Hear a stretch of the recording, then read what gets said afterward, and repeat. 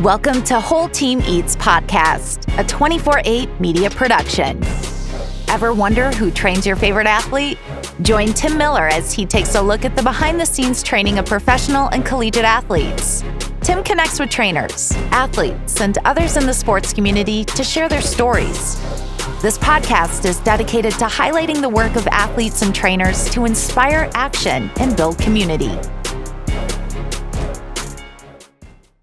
What's up, everyone? Welcome to an all-new episode of Whole Team Eats Podcast, presented by our friends at Inertia Wave. This is Episode 8, Season 1. I'm your host, Tim Miller, and on this show, I sit down with Donte Davis of Choppinthefield and Andy Isabella, wide receiver for the Arizona Cardinals. Over the last few offseasons, Donte and Andy have formed a bond through training.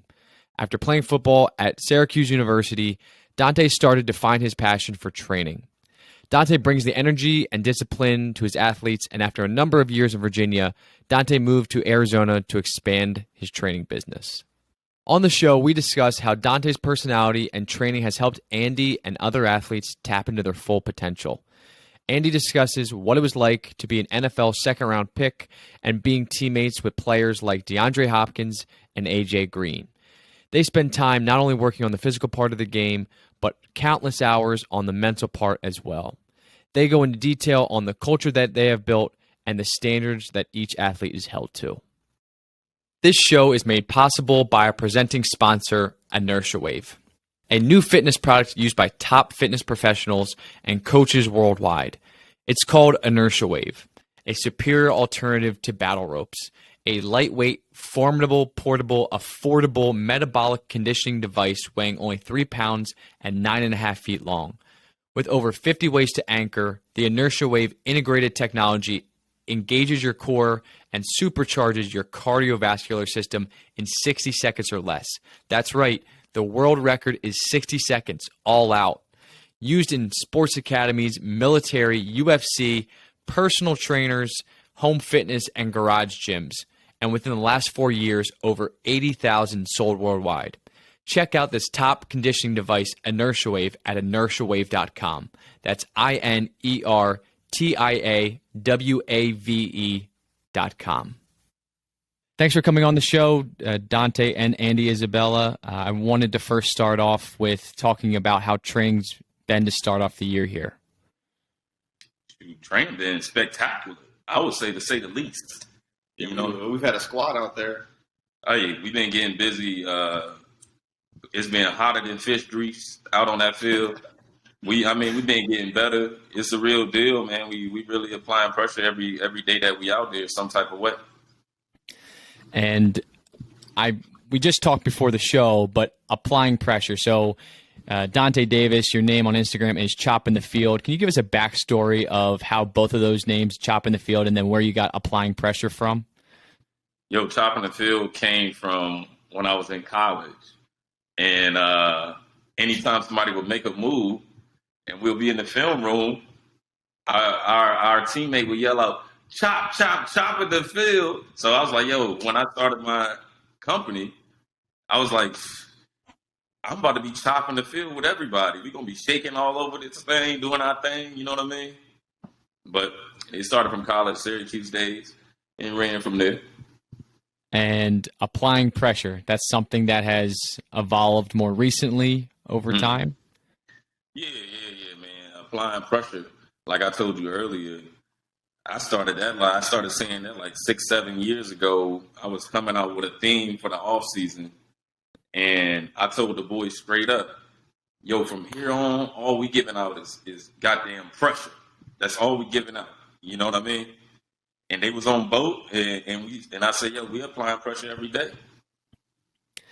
So I want to get started with your background, Donte, if that's okay. So you grew up in Virginia. You obviously played football in high school.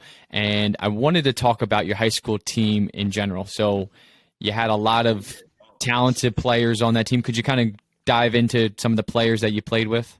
First of all, my high school team would have shitted on his high school team.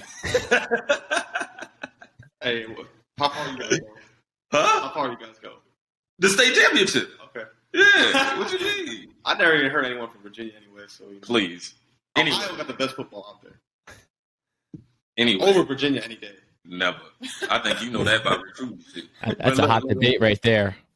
You know what I mean? But what in VA, my high school team, yeah, we had some ballers, man. We had Eddie Royal, we had Sean Glennon, who's Mike Glennon's brother, Mike Glennon.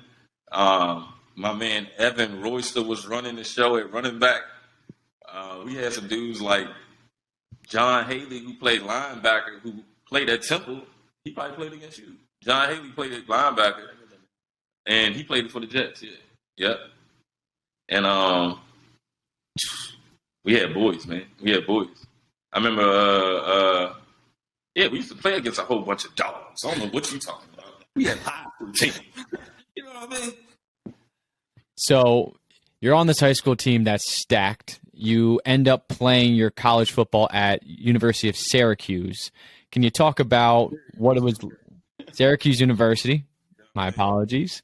Can you go into what it was like to transition into Syracuse? And if I remember correctly, you were roommates with Art Jones, who is Chandler Jones' older brother. That's correct? Yeah. Syracuse was leaving high school. I can say, to be honest with you, leaving high school and going to college, the transition wasn't hard for me because the way I grew up, you know what I mean? I had to grow up fast, and it was, college was just like a playground for me almost, like in the literal sense. Like, I was happy to be there. Like, I was happy to be at practice. I was happy to be working out. I was happy to be outside. Like, you know what I mean? And the transition to football, it was fairly easy. I played as a true freshman and stuff. But, and I'll say my roommates, man, were some of my best friends to this day. We still in the group chat. Nico Scott was my first roommate, and then Art was the rest of the time, and with my man LT. But Art Jones, that's my dog. You know what I mean? That's my man to the core. We still talk to this day. We were texting in the group chat today. So, but that's my man. Yeah. And I remember the first time that we actually connected, you told me that this had a big impact on your next career, which is training, right? So you go from Syracuse University, you have, you go into the NFL for a little bit, and it's at that point in time where I found your story to be somewhat unique from others that I've connected with, is that you started your training by training some of your teammates while you were currently on an NFL roster. Can you? I started training my homies in college when I was in Syracuse. Oh, it started in college. Could you talk about how did you start training teammates? How did that become a thing? Yeah, honestly, I always had a good work ethic. I talk a lot of trash, but I work hard. Don't I? No, I talk a lot of shit, but I back it up. Oh man, do I work hard.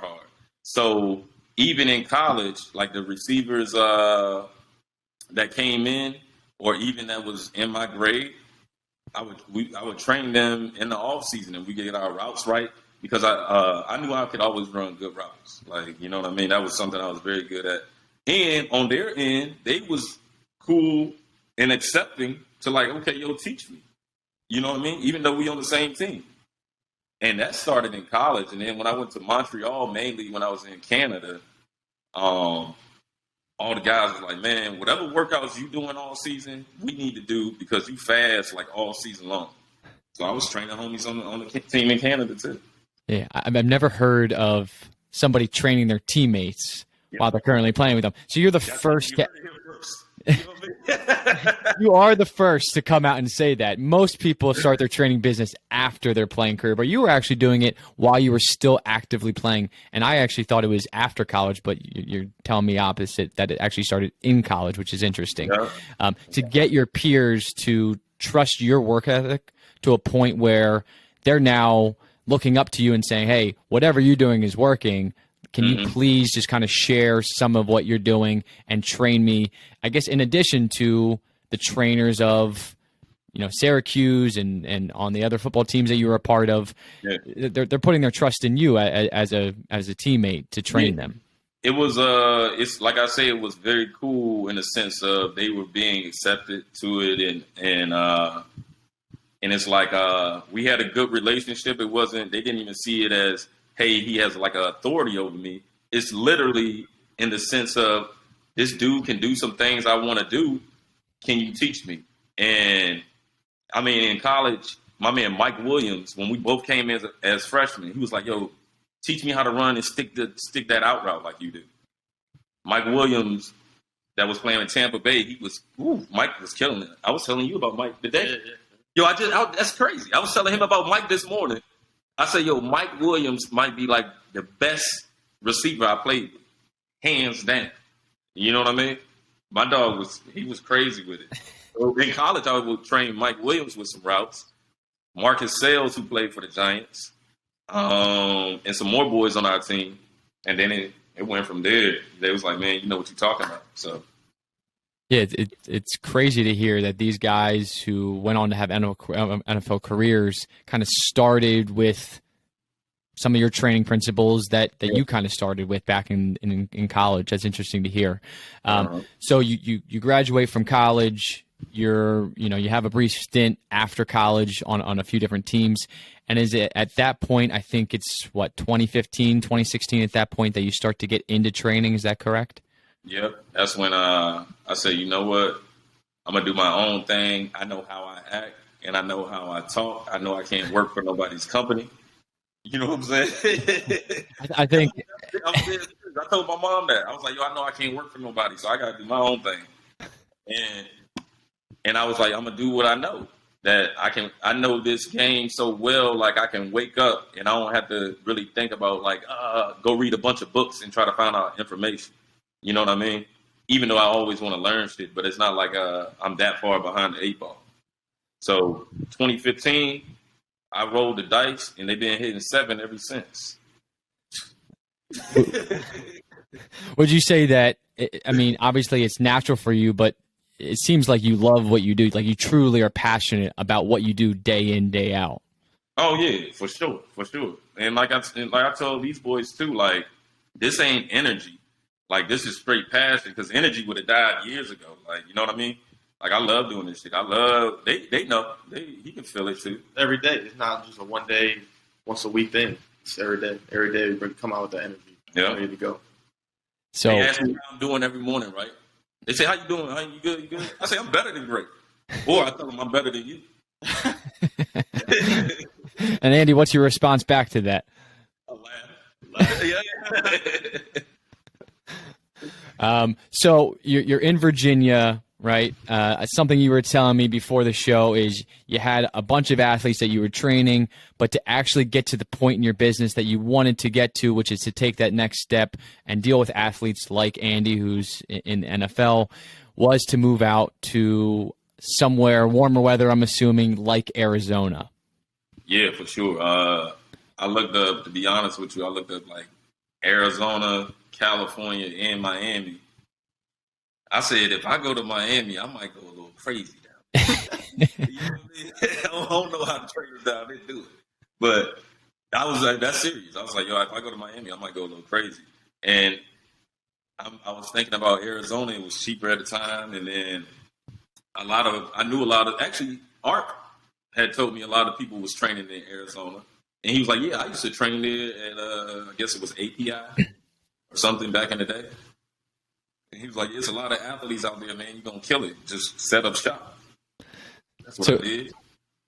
It was the perfect space for you, kind of knowing your limits, knowing where you would fit the best, and it kind of just encompassed everything that you wanted from a training location. So you move out to Arizona. I want to kind of flip over to Andy at this point.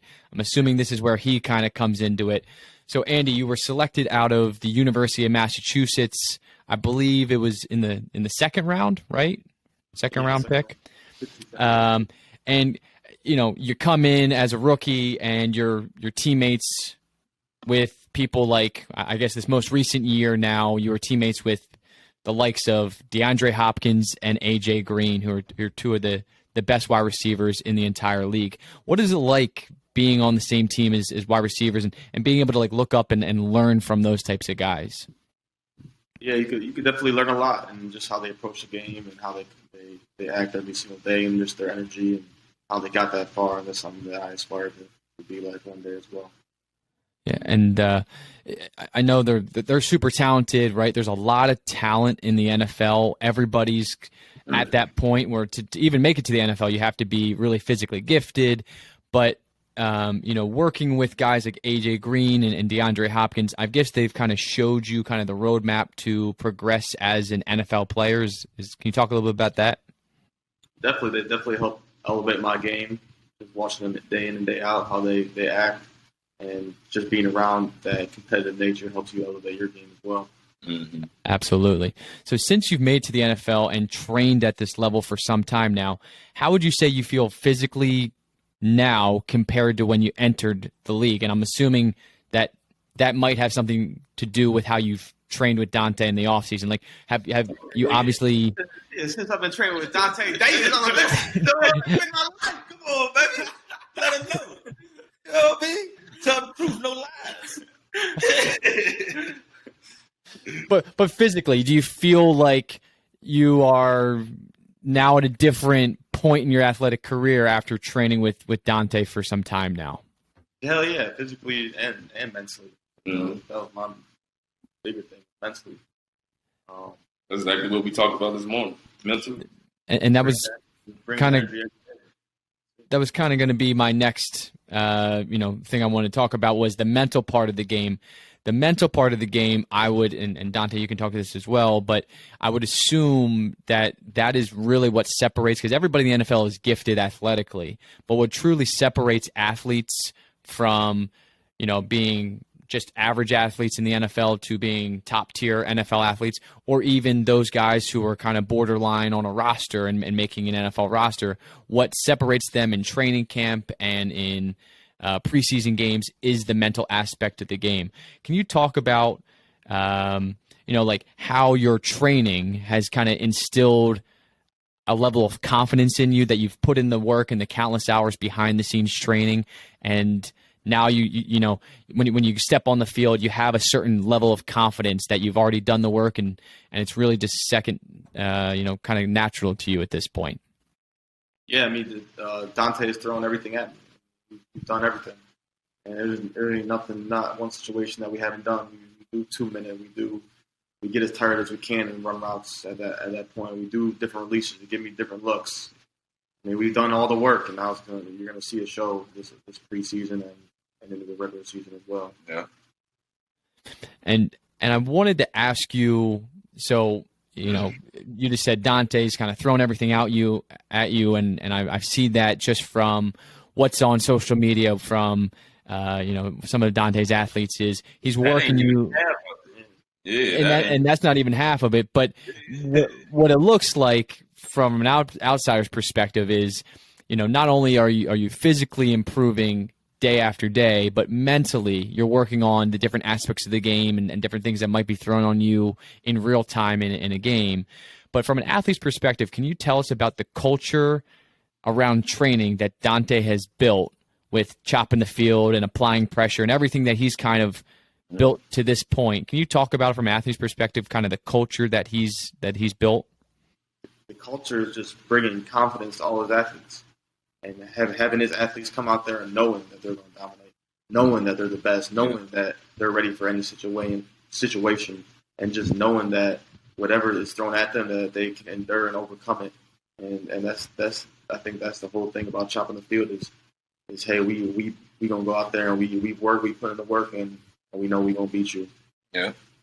And aside from just the work, it's pretty apparent that Donte brings energy to the group every single day. So, he brings confidence, but Donte, I know you are very energetic, and that does translate to your athletes, right? And athletes start to kind of pick up on kind of what the culture that you're creating there. Can you talk about kind of the culture, Donte, from your perspective? To piggyback off what he said, I'm going to bring it every day. I'm going to bring the energy every morning. We could be 6 a.m., 5 a.m. We just did a late night session the other day. It was hot as hell. It was like 112 out here at night. And we did a 5 p.m. session. I say it's time to turn it up. But the good thing is, you know what?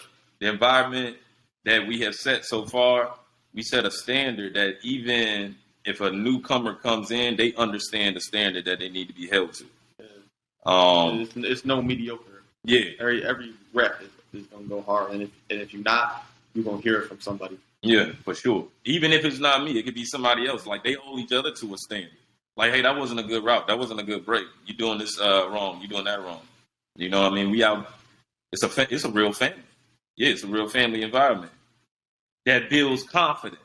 You know what I mean? We running off confidence. We running off ability. We running off knowledge. We running off a strong mentality. I told them boys earlier today, like, yo, the strong is really going to survive out here. Not in the sense of, like, some weight room shit, but you got to be strong mentally. You got to be strong to overcome some shit. You got to be strong when you're going through adversity. You got to be strong when you just drop one pass, but you can go catch a touchdown the next play. Like, you got to be strong out here. That's how you're going to survive. And when the athletes come in every single day, like Andy just mentioned, it's understood that there's a certain level of accountability where not only are you holding the athletes to it, but the athletes are holding each other to it, where, you know, you're accountable to show up every single day and be at your best every day, and days where you're not at your best to put in the effort that you should every single day. Can you talk about, and I don't know if this is the case, but do you feel like it's your responsibility at all to motivate the players, or are most players, I guess at this point, self-motivated? But do you kind of feel that burden or responsibility to have to motivate them yourself, Donte? Well, that's a good part of coaching. Like, some boys come out there and they can motivate themselves mainly almost every day. Or some days they need my little push, and I know when I need to push some dudes. I know when I don't need to push some guys because they could already be locked in. And, like, that's the beauty of coaching. Like, in that same session, different people need different things, right? So I'm ready to give helping energy to whoever might be over there, but this dude might be ready and locked the fuck in, so he's good, you know? And that's basically how we doing it. And what point would you say your business is in at this point? So it's been 2015, 2016, so we're talking about 6-7 years. You know, are you at the point in the business that you thought you'd be at this point, or, you know? I've seen some ranking. I was telling him about something. I seen some ranking in USA or something like that had me at 8. I said, man, you know, I mean, I respected everybody, but just like everybody out there that compete, they want to be the best. You know what I mean? I want to be known as the best, but a ranking don't really. I mean, it don't still say who is the best. Far as even if I was number one, who, like, other people might be like, oh, that guy over there is number one. But I seen a ranking that had me at number 8, and that shit lit a fire in me.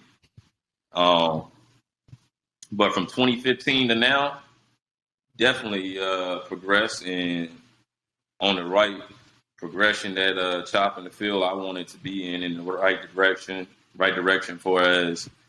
Even I got some stuff set up. Even when I'm done with this training stuff, it's still going to be Choppinthefield coming at y'all.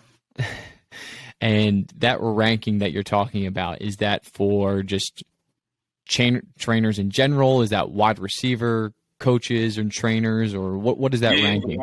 It was a wide receiver ranking. But all the dudes in there, they do their thing for sure. They do their thing. But shit, I'm hungry as the next one. Like, I'm ready to get it, baby. I need that number 1 spot. Andy, do you think that he deserves that number 1 spot? Shit, we the best. Come on now. I mean, we run it up. Like, you know what I mean? When we run it up, we run them out. Is that a question? Yeah, I guess there was only one answer for that question, but and what are, so, you know, you're on this list, you're already being recognized as one of the better wide receiver coaches across the country. You're dealing with NFL players like Andy here. You know, I see a lot of college guys. You were just back. Can you talk about the camp that you just held in Virginia with a lot of different high school athletes and what that was for? Oh man, the Choppinthefield wide receiver retreat in VA. Like I told you, man, those boys put their best foot forward. I had some good kids out there. My man Chris, Darmody, who's going to Villanova, who's about to be an incoming freshman. He's going to make some noise in the slot. Alex Richardson, wide receiver, left Virginia Tech. He's going to Salisbury. He's about to do some damage. And my man Jalen Walker, who's been killing the game, a wide receiver out of VA, who's in high school, who's a junior in high school, and the boy does damage on another level, like better than some college boys. Easy. You know what I mean? He's been on his little college circuit. He's getting his notoriety. He's been out here hitting some 4.5s in the 40 and running routes and routing people up. Yeah. So something when we were talking before the show, and I have to bring it up. Go ahead. You said that Jalen Walker, just for the listeners, just remind them, he's a junior in high school. I said it. He might give some people, we won't name them, a run for their money, right? Yeah. Maybe the person sitting to your right, a run for his money. That Jalen Walker probably gonna give Andy, or can give Andy, a run for some routes. Some routes. And Andy, what do you think about that?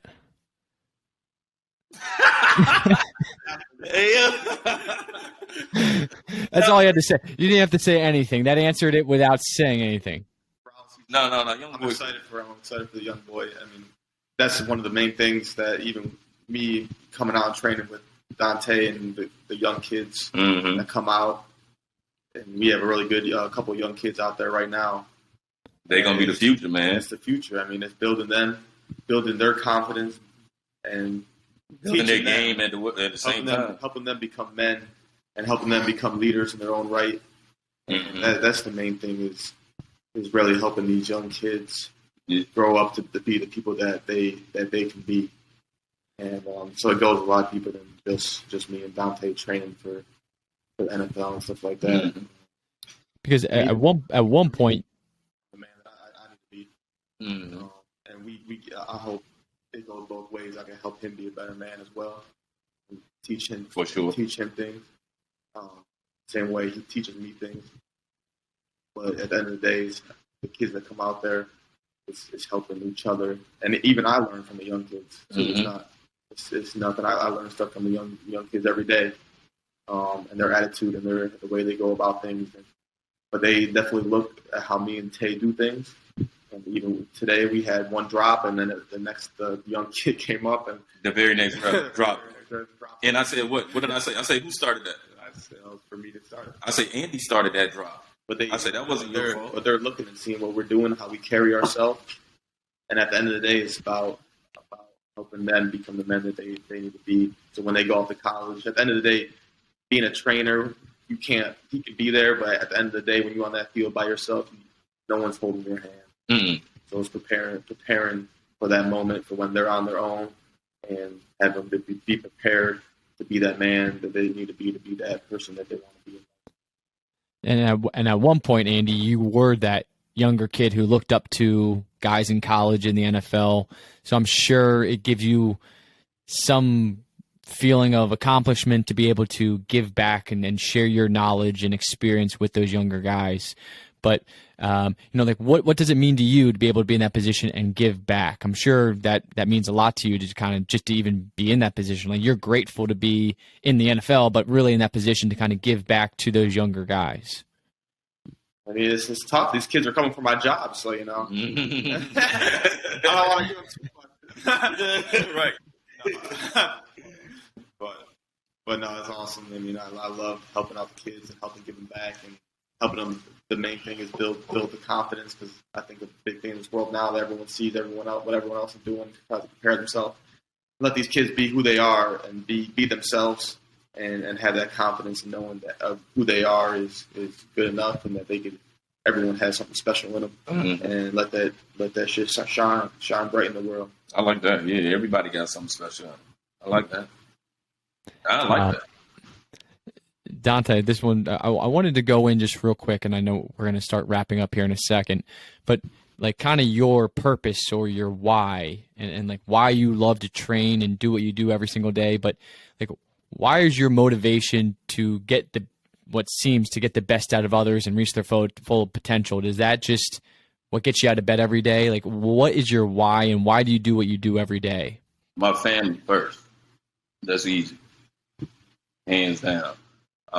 It's easy for me to wake up and go hard for them. And I have a passion for this thing, for this game, for training, for the X's and O's, for teaching. Because at the end of the day, I'm like a teacher, right? I'm a teacher just in a different field as far as just football. And I got a passion for teaching and helping others get better, reach goals. And that right there, I tell them that I wake up every morning, I'm ready to go. Like my feet, I hit the ground running, baby. Like I'm trying to get it moving as soon as I touch the ground. I'm trying to change some lives. I'm trying to every day. We'll even talk about how other ways that help different high school kids, and how Andy said earlier. We'll have like 9 and 10-year-olds at the sessions with some pro guys. You know what I mean? It's like I'm here to help. I'm here to teach. I'm here to give the passion that I have for this game to the ones that want it and the ones that love it. And I know they're going to feel it every time I wake up. So, and I'm kind of going to end. So, Andy, I'll go to you first. But what advice, I guess, let's just start from when you entered the NFL. But what advice would you give yourself to your younger self as a rookie that you've now learned in your few years in the NFL, if anything at all? That's a good one. Just know you're supposed to be here and bring that confidence every day, and know you can. No, it don't matter what the situation is. No matter if you missed a play before. Don't matter. Know that the next play, next moment, you're gonna do something crazy. Yeah. And Donte, same for you. Like, what advice would you give to yourself at the beginning of your training career, if anything? Like, would you change anything about your path, or did you find it necessary to kind of go through those ups and downs in your training career to get to where you are today? Or is there something that you would tell your younger self? I would tell my younger self, always be open to people. You got to learn people, because that's who you are talking to and dealing with every day. So to be good at what I'm doing and to reach whatever point I'm trying to get across to someone, it could be an older guy or a younger guy. I got to be. Damn, what was this saying about? I forgot the word I used. What word I just used? Shit. Damn, I forgot my train of thought. I've been training with Donte Davis from day motherfucking one. Tell me. Run, tell that. You know what I mean? You wouldn't change much, right? You've ended up in a great spot. We're not going to change a lot about, obviously, your journey has taught you a lot to this point. And, we're excited to see the future of Choppinthefield. How long before we can see you at number 1 on that ranking? You said how long? How long? A year, 3 years, 5 years? I don't know who even do these rankings, man. You gotta let me know who's doing this stuff. I ain't getting nobody ain't contact me or nothing. Who do a ranking and don't contact me? Because Andy, he's already number 1. He made the Pro Bowl this year. Of course, the NFL will contact him, let him know he made the Pro Bowl. You know what I mean, though? But I'm going after that top spot for sure. You know what I mean? Yeah, and I think that the training aspect of things kind of comes natural to you, and you kind of breathe that confidence and energy to everybody. So we wish you the best of luck the rest of the offseason. Andy, you have training camp coming up here probably in 2 or 3 weeks at this point. So good luck this season. Excited to see all of the college and high school athletes that you have in your pipeline, Donte. We're going to keep a close eye on Choppinthefield as you guys keep applying pressure on a daily basis. So thank you again. Applying pressure, baby. And, hey, real quick for my young boys out there that's in high school right now or college, keep chasing that shit. Keep going hard. Yo, it's going to be setbacks. It's always going to be setbacks. Ain't nobody have no clean road out here. Overcome. Learn how to do that. Stay focused. There you go. Once again, Donte Davis, Andy Isabella, thanks again for coming on, and we're happy to see where things go from here. All right, bro. Appreciate you having me.